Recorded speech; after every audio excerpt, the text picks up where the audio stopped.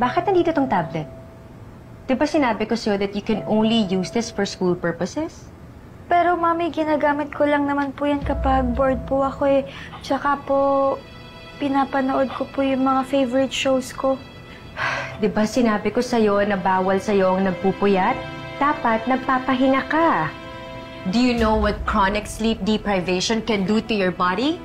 Pwede kang magkaroon ng high blood pressure, pwede kang ma-stroke, diabetes, and so on and so forth.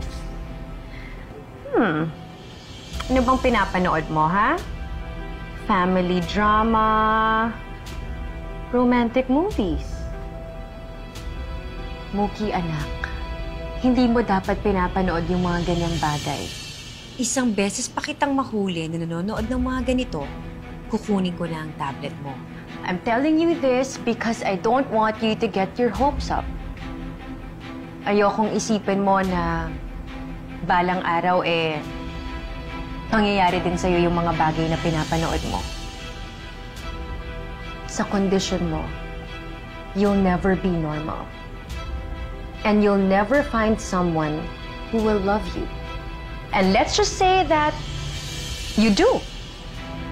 Trust me, that someone will leave you.